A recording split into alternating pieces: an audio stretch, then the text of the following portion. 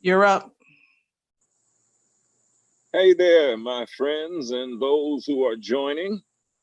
My name is Duran Cloud or the New Cloud, and I have been thinking about doing something uh, for several weeks.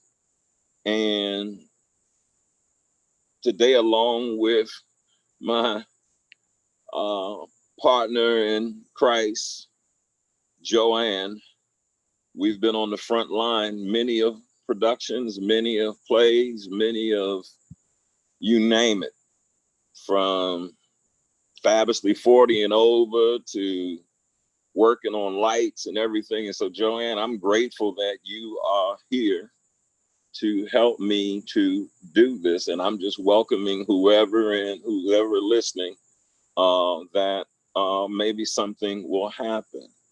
Not maybe, it's going to happen. And so I am going to talk about, and we named this My Anger, My Depression, right, Joanne? Yes. It's called My Anger, My Depression, or something, and how I let it go. I cannot remember it now, but they asked me. She asked me, and she put it in there, and I don't care to try to remember it. You'll remember because you see the title. Uh,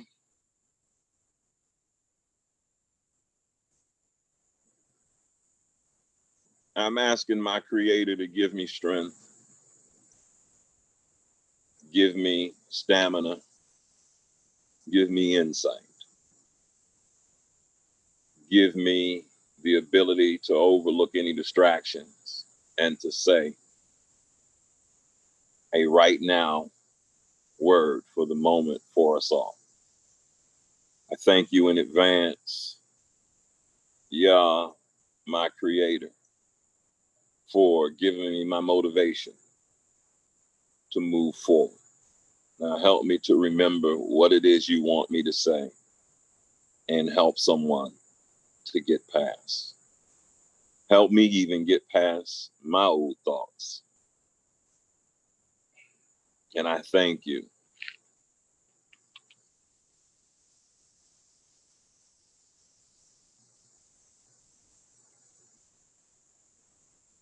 Amen. I began to become vulnerable with my friend, and I asked him, I said, man, I want to say I hate this because I hate this. When I began to become bullied by fear, I wanted to say I hate this, but to say I hate this made me feel so immature. And I recognized, although I had been teaching people for years and inspiring brothers, inspiring sisters, inspiring families, I lost my inspiration. I lost my motivation. And I was hoping that would just show back up. But it wasn't just showing back up.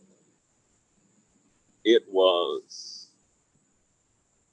me having to make a decision to, just as this truck went by, get past the noise and the distractions because I lost myself.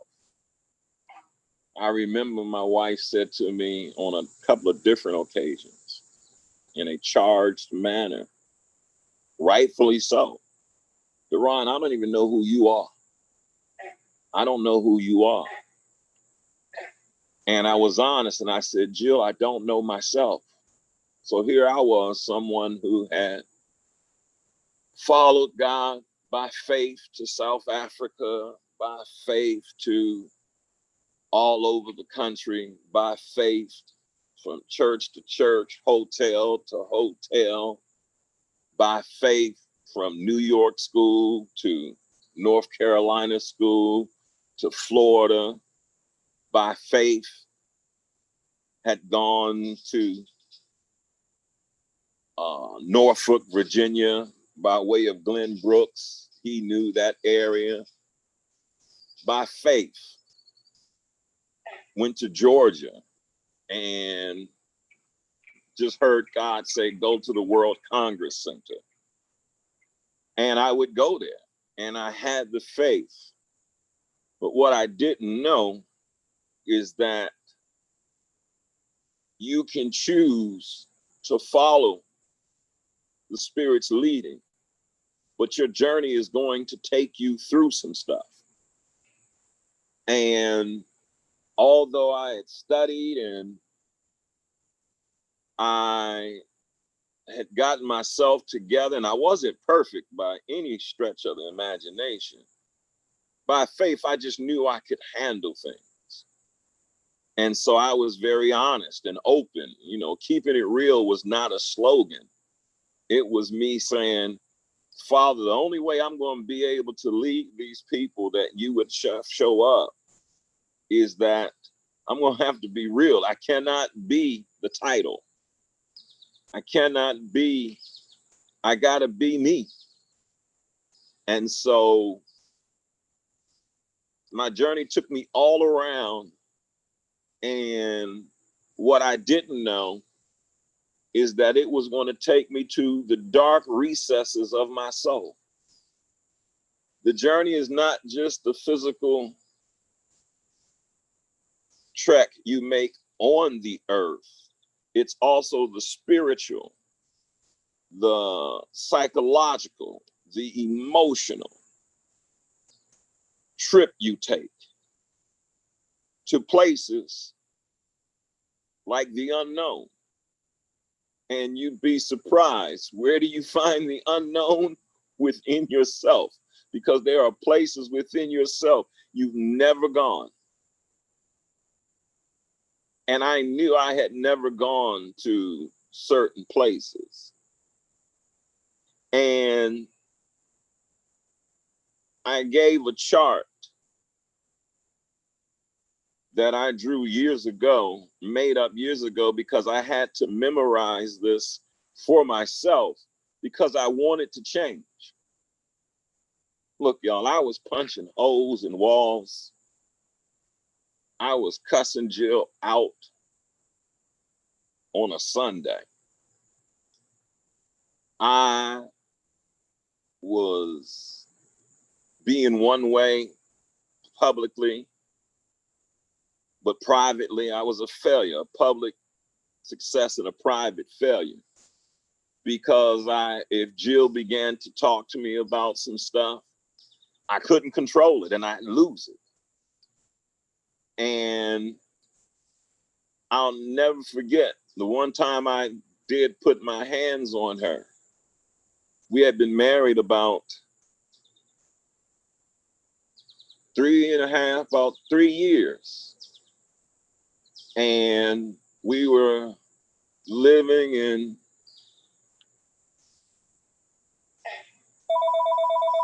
some house and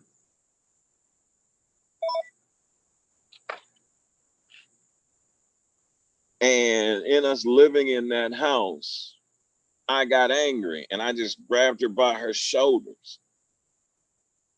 And in doing so, because I wanted her to stop talking.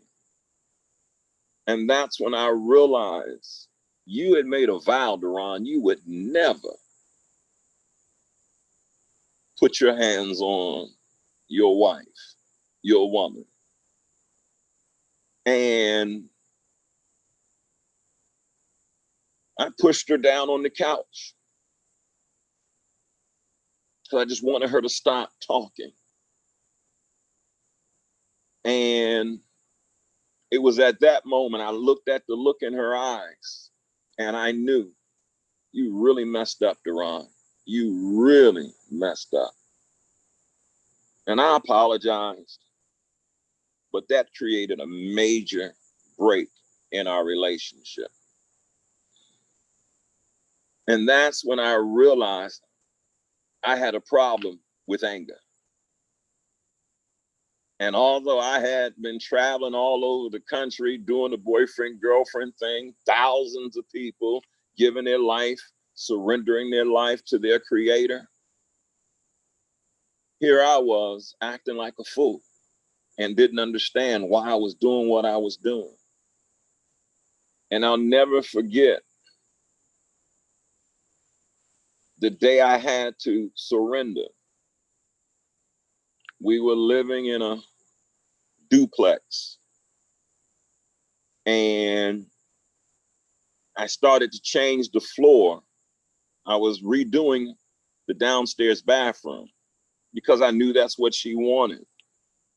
And I was putting a floor in the basement, in the bathroom, a tile floor.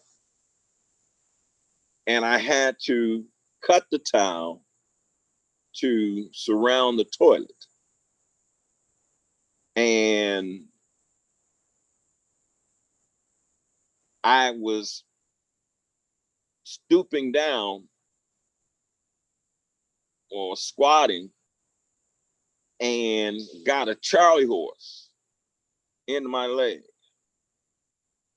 And it was some of the most excruciating pain I had ever felt. And as I was trying to get the Charlie horse out, pain is pain is pain. And that's when I realized I've got a problem with anger. Because just the night before, my goodness, just the night before, I had watched an episode of Cops. And that night I cried because I looked in this white boy's eyes, this little white boy's eyes. I call him little white boy because he was about 14, maybe 15, 14. And I heard his father in the background. And when I looked into his eyes, I could see I was looking into my own eyes. And I understood his terror. I understood his fear. I understood his confusion. I understood his eyes looking at those police officers saying, "Can you help me?" I understood it. I understood it all too well. And I began to tear up.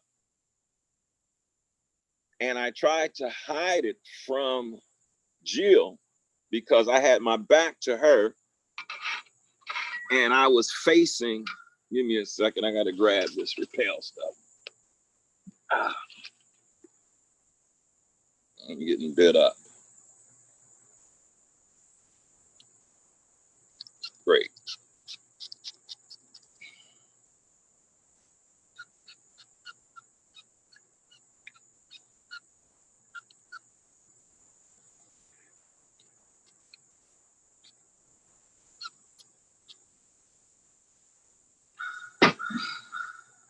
I was facing the television. So I had my back to her. Ugh. Got on my lips. And I was trying to hide the tears, but my shoulders started moving. And Jill said, "Are you crying, Duran?" And I said, "Yes." Because that was at that moment, I had to face something that I had been running away from. And that was, I was angry. And so by the next day, when I'm fixing the bathroom and that Charlie horse comes, which is a severe cramp, I had never had one this bad before. The pain made me lament over my behavior. And I said, I've got an anger problem. So I had to make some decisions. And what I'm sharing with you hopefully will help you, because we're in the season of depression. I didn't think I'd ever say this. We're in the season of depression.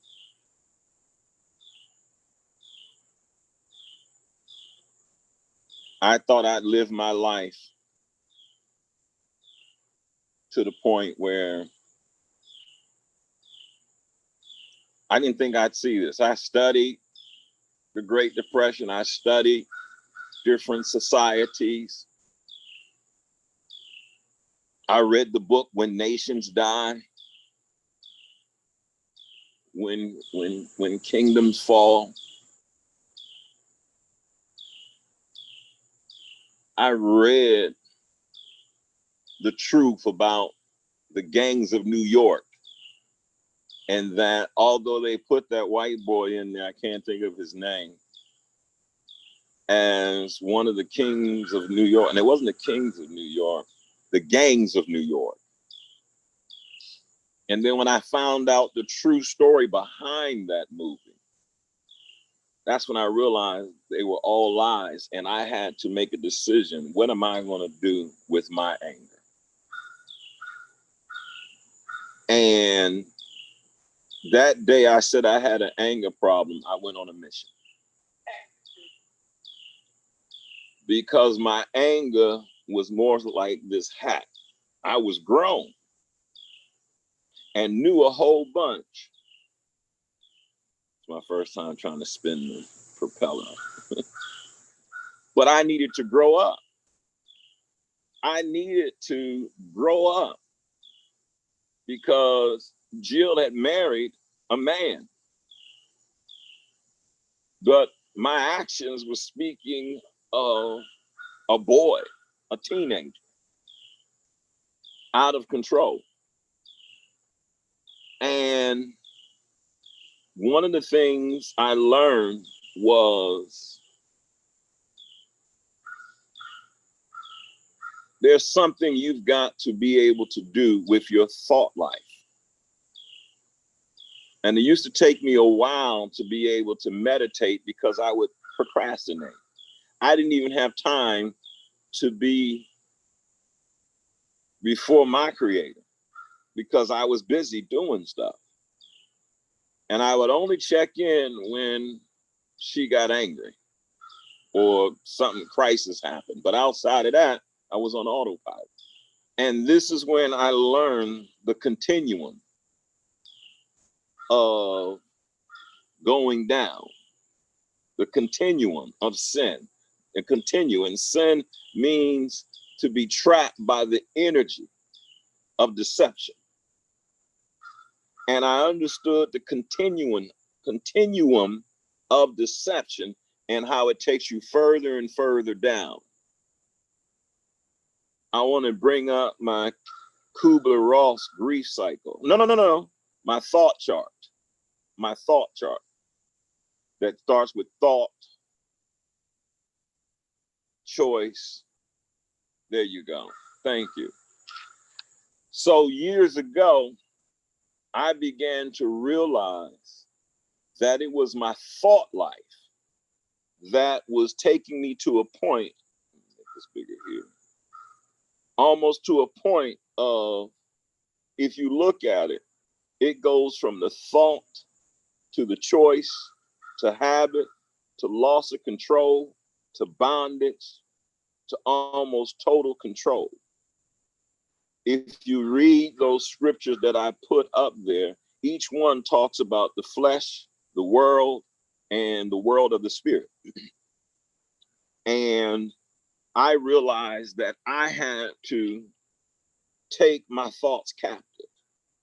I think that's 2 Corinthians 10:5. And you can bring me back up, please. Thank you. And I had to learn, how am I going to take these thoughts captive? Because I said, there's no way that I am going to marry my best friend and do the things I've seen people in my family do, men do.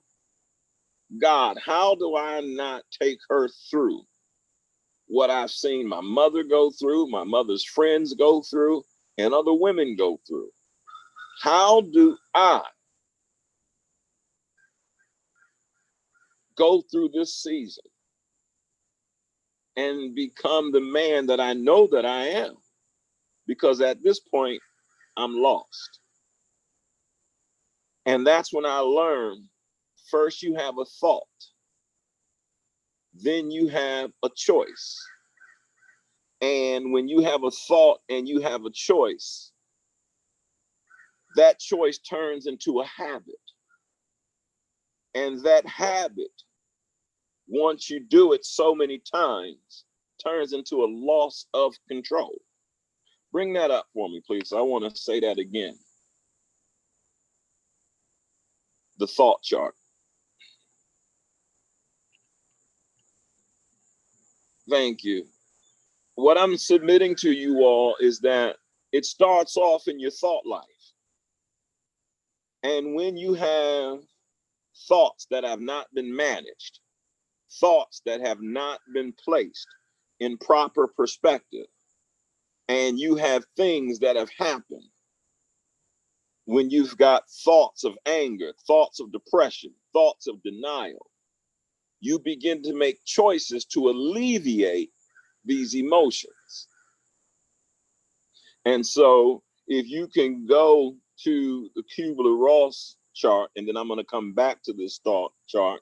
I know I'm working you today, but if you can go to the Kubler-Ross grief cycle, I learned that this doctor, she interviewed a bunch of people, many people with terminal illnesses.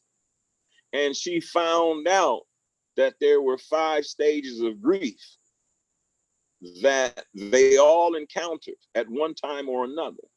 And that you,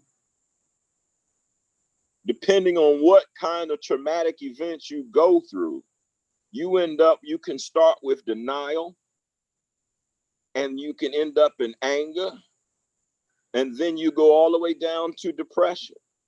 But I'm going to read the bullet points up under denial. When you go into denial, that is avoidance, that's confusion, that's elation, that's shock, that's fear. Bring it back to me. I'm going to talk about it for a second. I found out in my own life that denial means I'm not going to face people or circumstances that made me feel bad. I'm not going to speak truth. I'm not going to even allow it in my space. I'm all good. Oh, I'm good. No, hey, go ahead, let it go.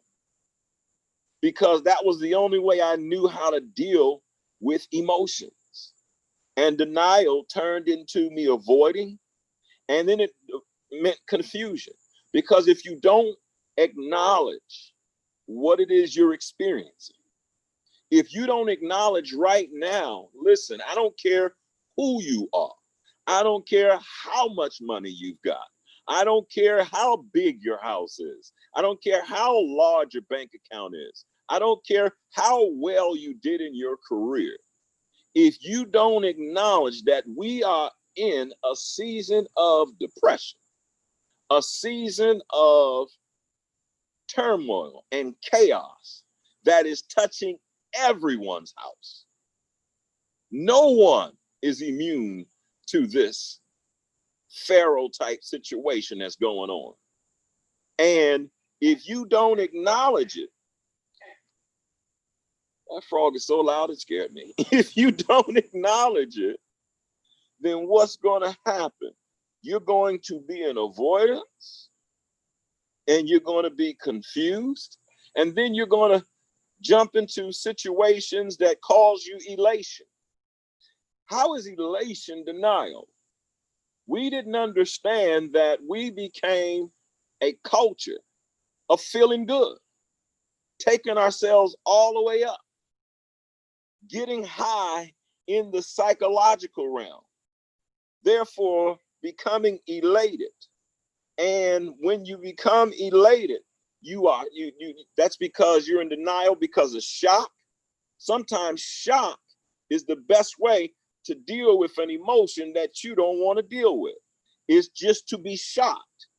And as long as I remember a friend of mine told me that a brother's wife had cheated on him. And he knew she had committed adultery and all this sort of stuff. But his challenge was, hey man, I can't believe this. I just can't believe it happened.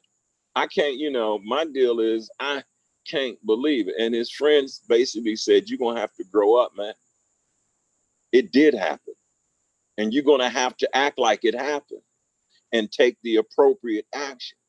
But you can't stay in this state of shock, because to stay in this state of shock is to avoid what you don't want to feel. You've got to say, this is what happened.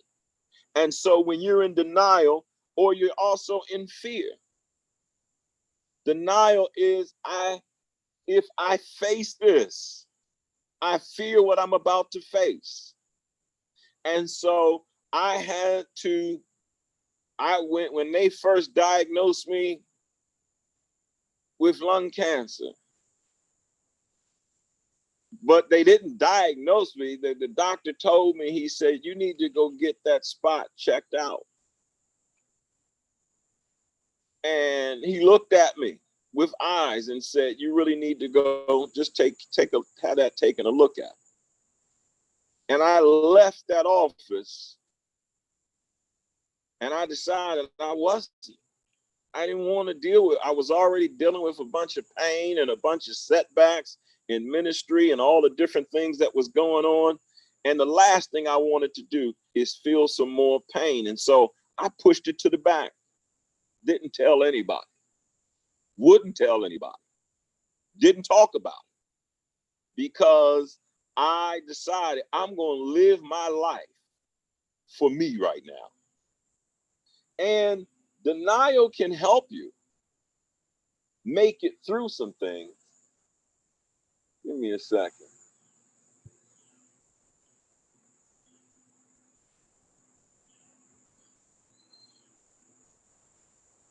Denial can help you make it through some things.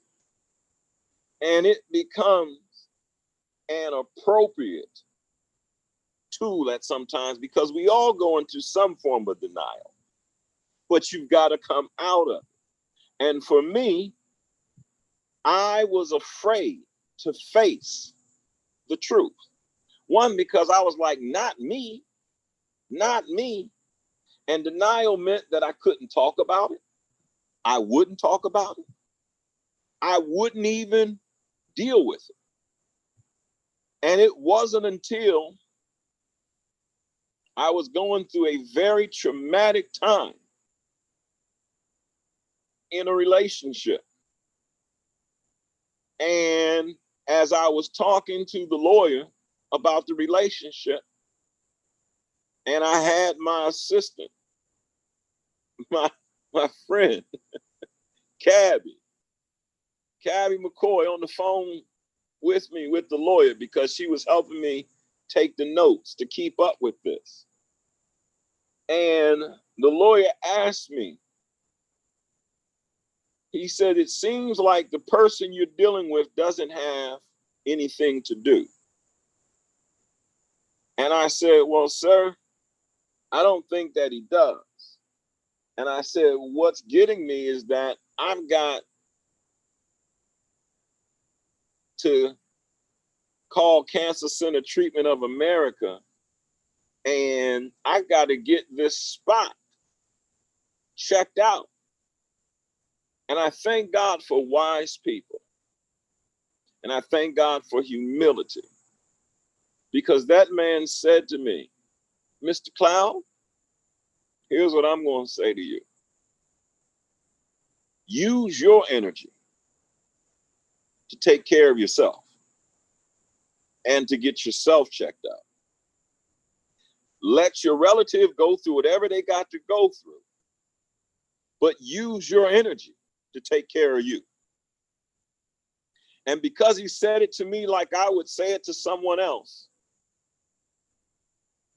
I decided to go to Atlantic City with Jill that weekend. And I had no plans on telling her. And then I remember sitting down at one of the bars, and I called two of my best friends. And I said, hey, y'all, I don't want to put this on you,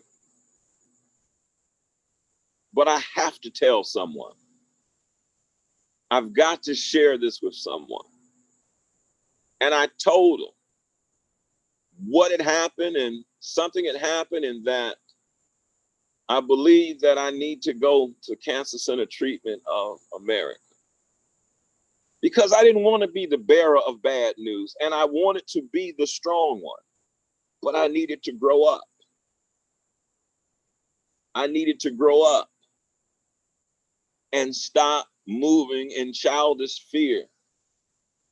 And they both said, hey, you got to do what you got to do, brother. And I felt shame because I said, they've already been through so much with me. They've been through aneurysms. They've been through shutdowns and everything. Why, God?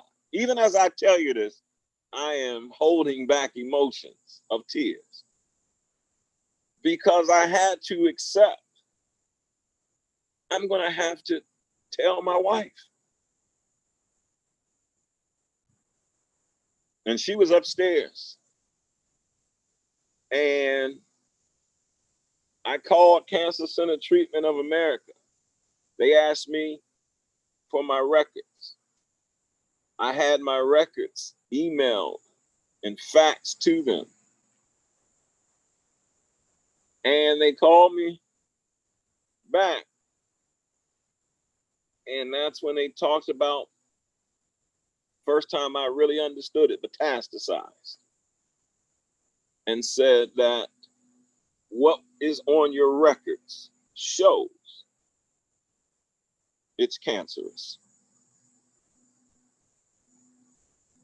And my friends, that was unbelievable. Because here I was on a mission. And I had to now accept that I was in a different position right now. And they said, we don't know why. No one ever told you. And the rest was history. I ended up in Zion, Zion, Chicago. And that's where I had an occasion with God.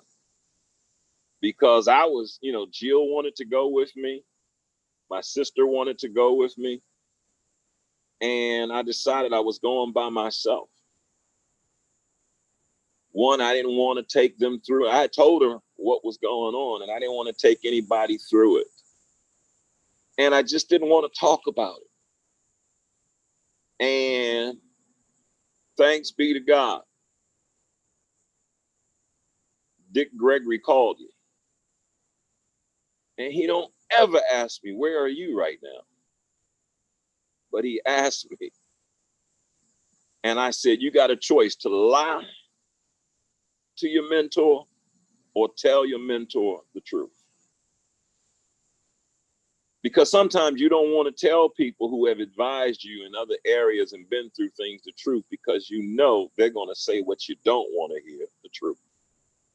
And sure enough, when I told him, he said, who's there with you? I said, I'm here by myself. What are you doing there by yourself? Well, I didn't want, and I told him the truth. He said, don't you ever do that. And then he began to talk to me. And he told me, you're going to have to kick cancer in the ass. He said, I kicked cancer in the ass, and you're going to have to kick cancer in the ass. And you're going to have to remind God of who he is to you. And you're going to have to remind God of who you are to him. And bring him in remembrance. He said, do you know who you are? He said, you need to know who you are. I said, you got it. He said, now, remind God of who he is and who you are. And he said, I'm going to call my friend and I'll call you back. He did that. But while he was doing that, I'm across the street from Cancer Center Treatments of America in a hotel room. And I fall to my knees. And in me falling to my knees, I hear, let me stop this right here. I hear, as I'm going prostrate on my knees, I'm going to go down, flat out, before my Creator. I heard, cut out the people pleasing. Do you hear me now? And as I'm going down, I hear, do you hear me now? And I said, yes.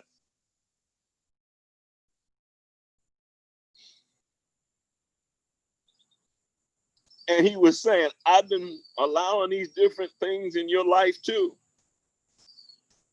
for you to live your purpose and not for people. Do you hear me now? And I said, yes, God.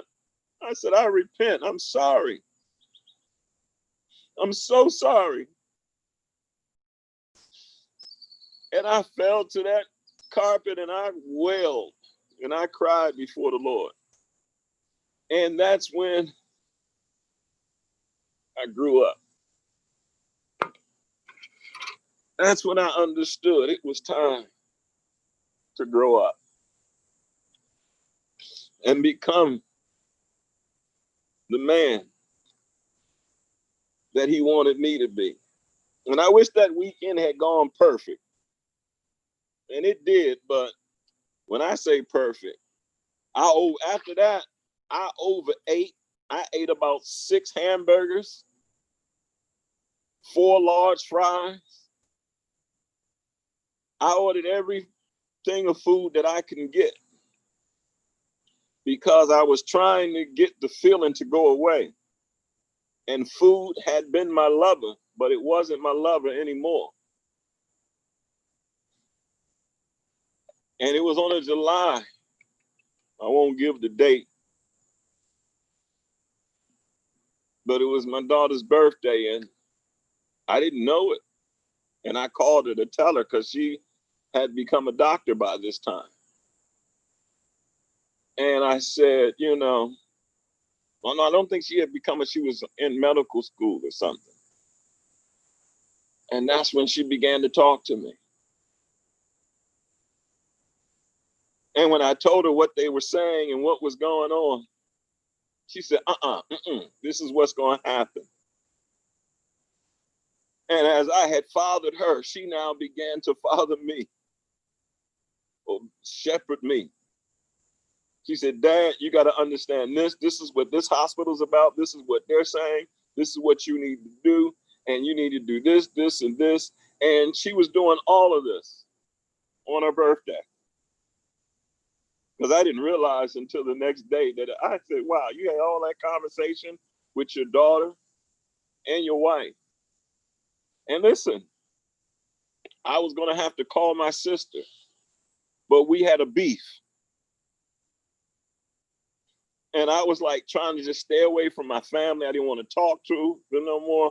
I just wanted to do this on my own because I didn't want any more drama that we had already been experiencing. But I knew I needed help. And I knew that my sister worked. Listen to this insanity or avoidance. She worked on a cancer ward with some of the #1 doctors in the country. And I didn't want to call her for help because we hadn't been talking. And I didn't want to call her. But I was talking to the truth, meaning Jill. And I told her what my options were. And I said, I don't want to call my sister. And she said, Deron, I love this woman so much. She said, you're going to have to make a decision. This is life or death. This is a life or death decision. And you're going to have to make a decision. Are you going to call her or are you not? But this is a decision you have to make, and you've got to make it now.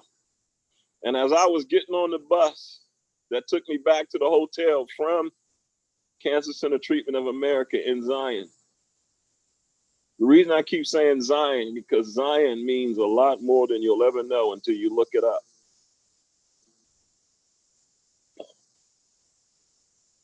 And she said, make this decision. And I said, you're right. I'm going to do it. And that night, after walking up and down the street, and let me tell you what did it for me. As I was walking around the neighborhood, I walked past the hospital. And there was a lady, this is the Cancer Center Treatment of America, who was pushed outside by a nurse. She was really thin. And she was smoking a cigarette. And I looked at her. And as I looked at her, she was smoking a cigarette. And I said, wow, she can't stop, God. And God was saying, neither can you. And even though she's in this condition, this is what's bringing her comfort.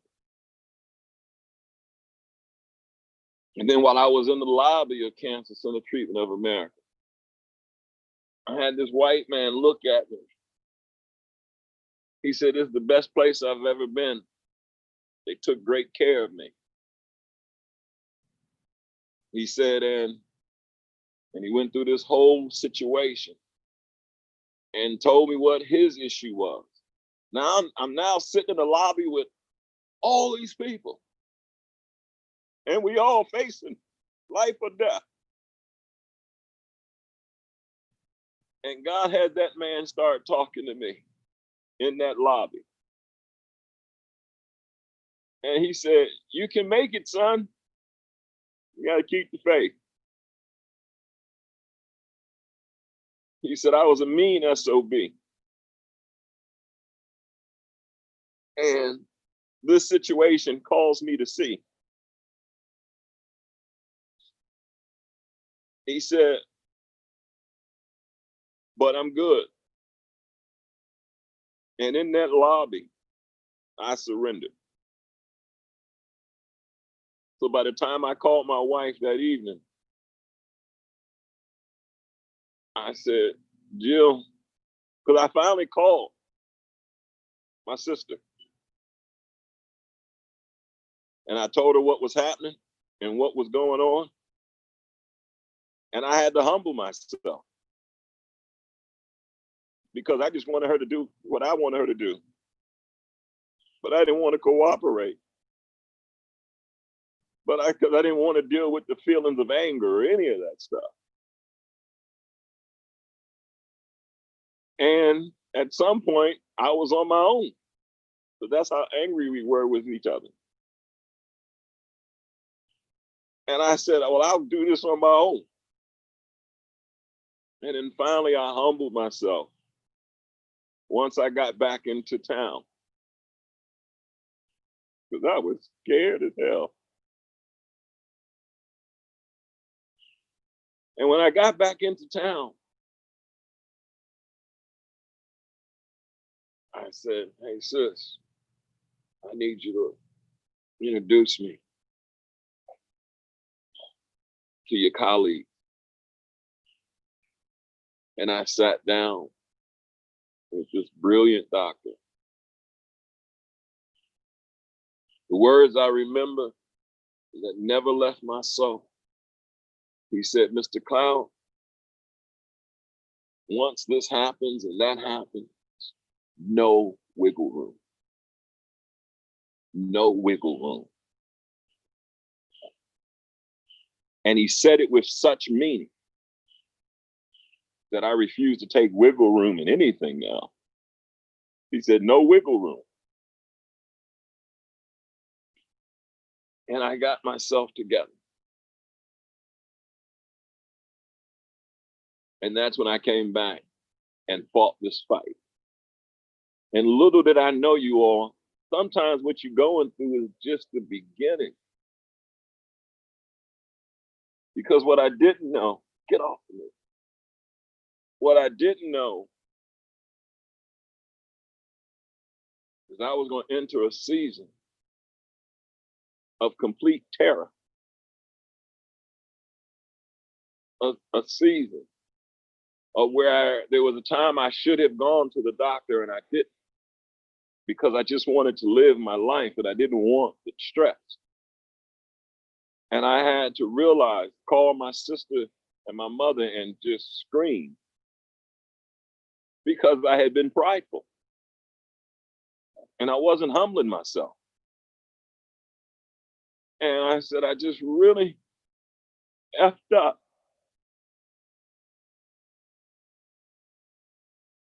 But praise be to God, he had grace and mercy on me. And that's when I ended up with some of the best doctors in this metropolitan area. And they told me, one pulled me to the side and said, you can beat this. And she shared with me. I had several people come through and share with me. And that's when I knew I was going to need the CBD oil,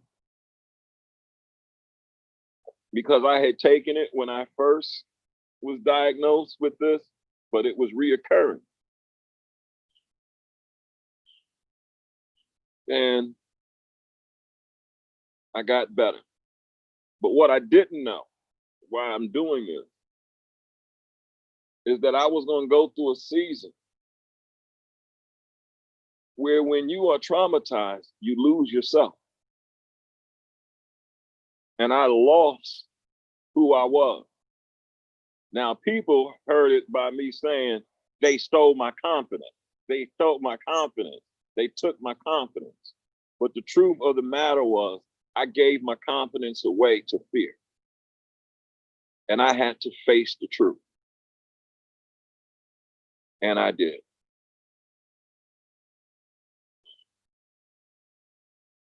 And I went on a journey to overcome fear. And the only way to overcome fear is to face it and become acquainted with it. Champions become acquainted with their fears. Warriors feel the same fear that everyone else feels, but they face it. And I had to face it. So my anger and my depression, I released it through acceptance. Through acceptance. I chose to accept what God was doing. And I chose not to have any more apathy.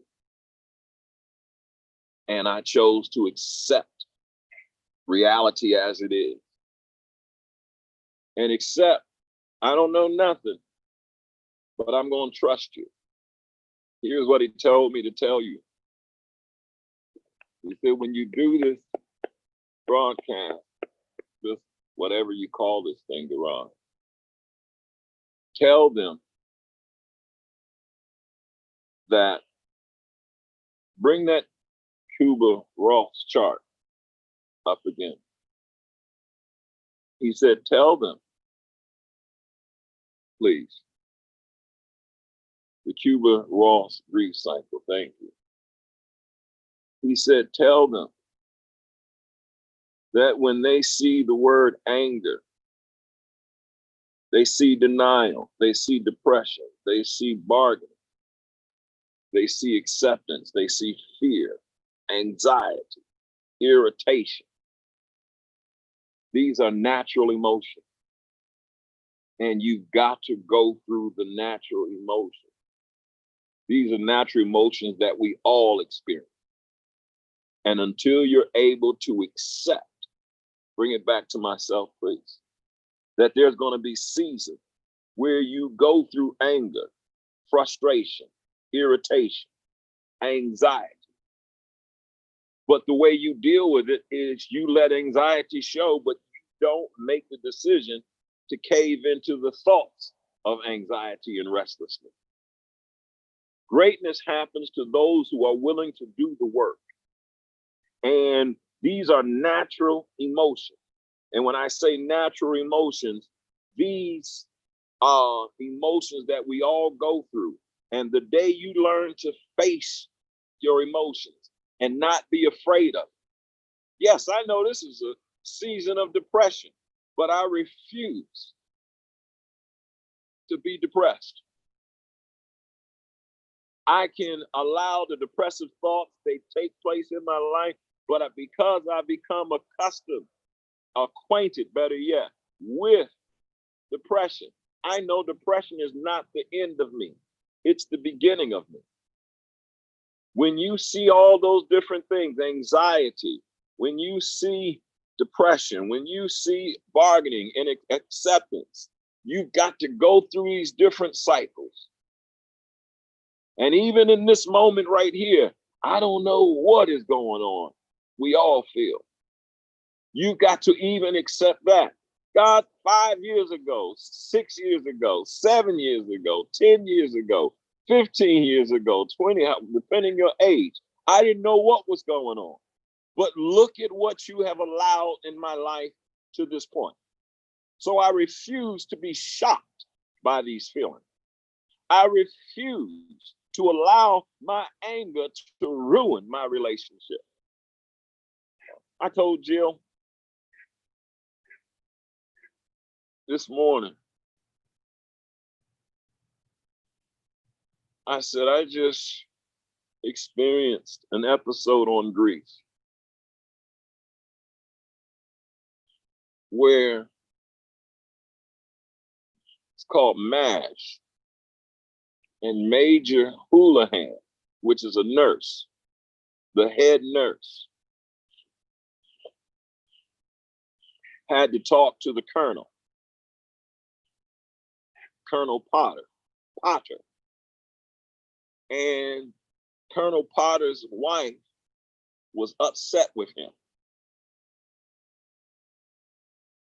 And he didn't want to talk about it. And he felt some stuff was unfair. And she said to him,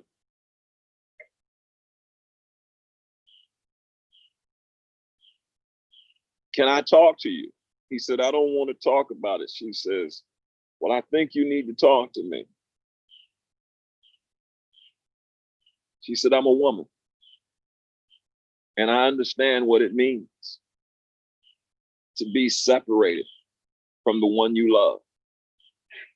And she said, my husband, we had some hard times happen. And then she said, I wrote him a letter. And I said some of the most nastiest things that could ever be said. Cruddy, you name it, in that letter. She said, and 24 hours later, I wrote him another letter to tell him how much I loved him and how much he meant to me and how much I needed him.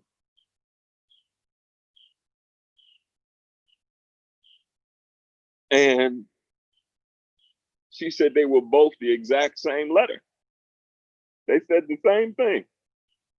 I need him. And it was at that moment that I realized sometimes my wife's anger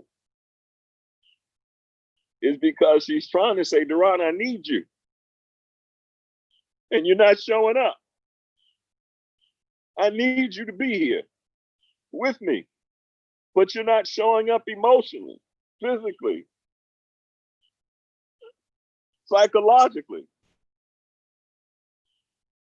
You're not showing up. And because she has shown me unconditional love, I asked myself, why are you acting like such an ass, man? Why can't you let this stuff go? And God said, I had made a lot of progress, so I thought. But sometimes that irritation and that stuff will come back because the trauma will trigger other seasons. And I cried. And I told her, I'm going to be here for you. And I actually showed her the scene because I wanted her to see. She's gonna get to hold me accountable to it. And I said, Duran, overcome this like you overcame fear and everything else. And be the man that she wants you to be, even though you don't feel like the man you used to be. You can show up right now.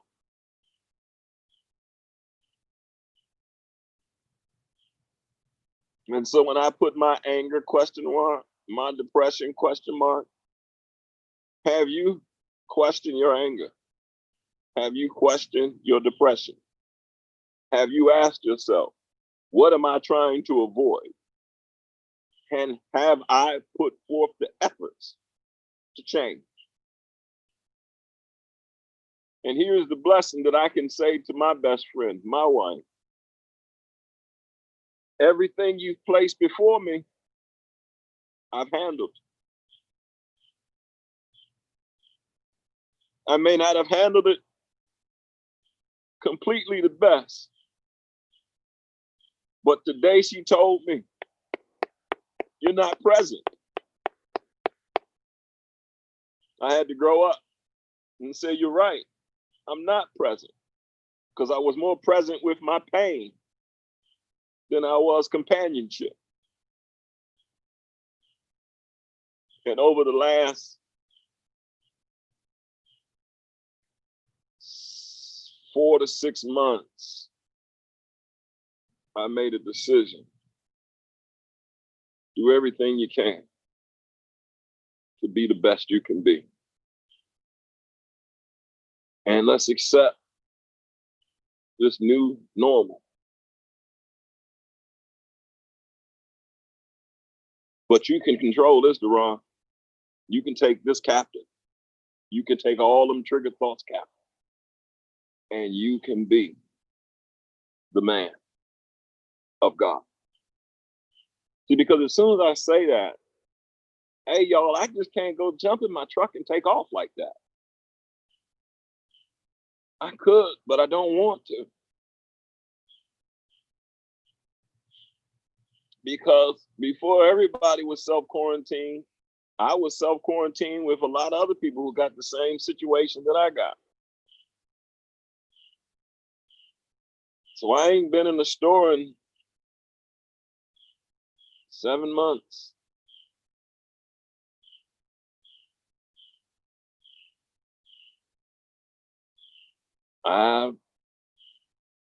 After I totaled my wife's car, when I was first given this other medicine, I decided not to drive her car anymore.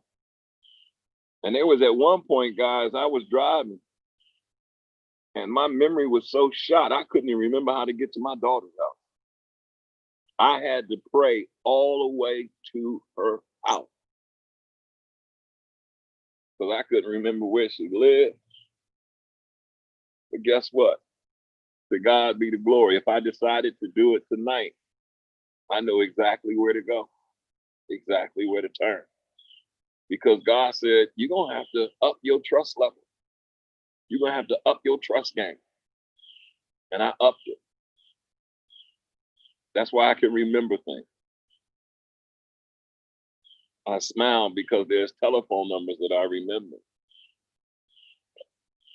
I'm glad I do because I done lost my phone in the house again.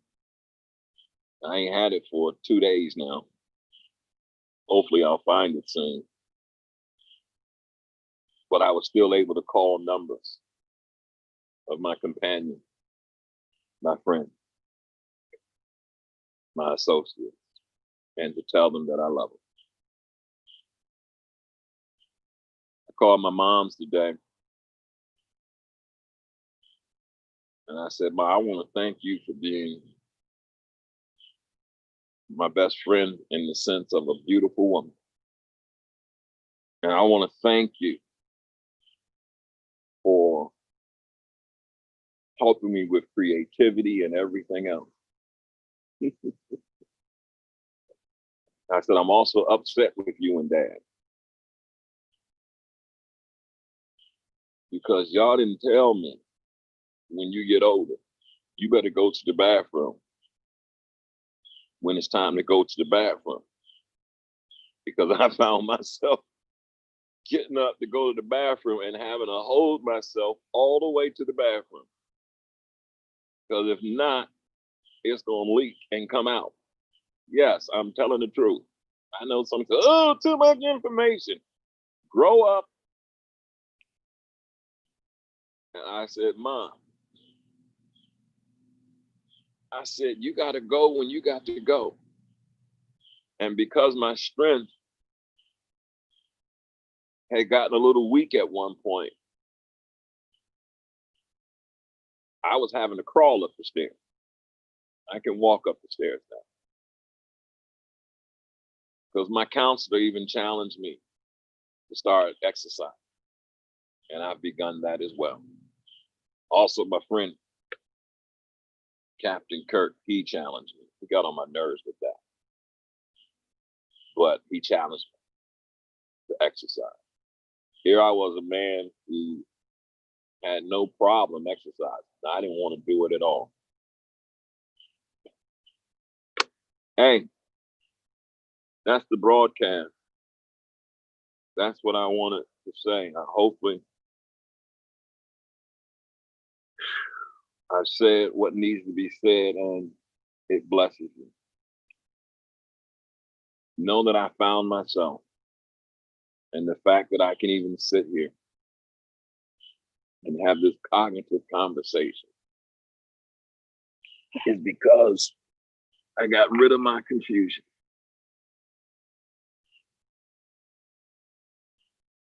I got rid of my confusion. And I decided I'm going to grow up. And I'm not going to walk around here with these old eyes. Be ye transformed by the renewing of your mind. And I decided this craziness that I've been acting in, this, whatever these triggers are, I'm going back to my creator. Thus, the red glasses. Because the red glasses are the replacement of a tattoo. When I studied the word and the words of the Messiah were in red, I heard God say, get some red glasses because I want you to remember you represent me now. Not that I ain't said nothing out of tune with these red glasses, but the red was not style. It was the blood, the cleansing, the reality that I can transform this environment as well. And so I have no idea how long it was. I'm not going to even look at it because I don't even want to be insecure. I believe that I shared what needed to be shared. Now I'm just going to chill out and thank God for his power. I love you all, and I beat you to it. Deron Clown from the Soul Factory, Church of the Lord's Disciples. Soldiers, sold out, living delivered, and everlasting ranks of soul. Kids, eat free. Be free 365. I'm out. God bless you all. Oh, no. I forgot one more thing. There's a movie called The Straight Story.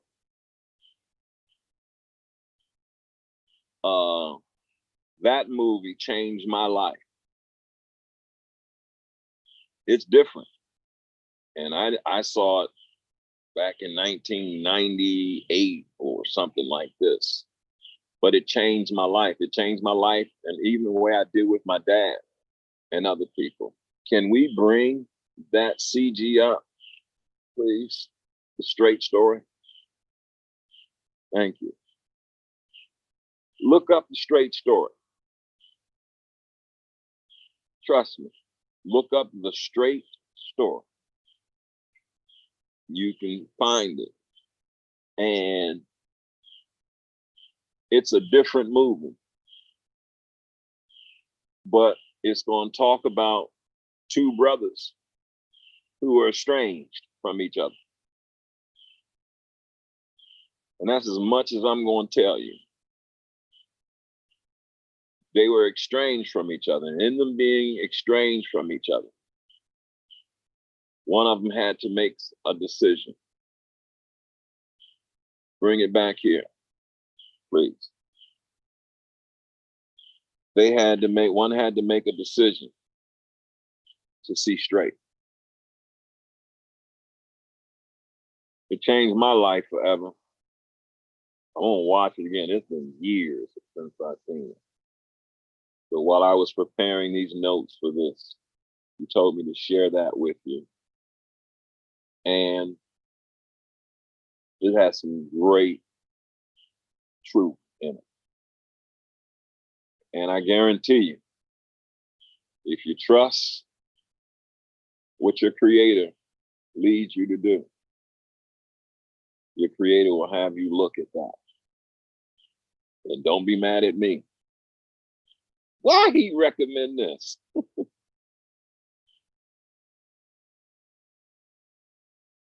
Because this is what we all need.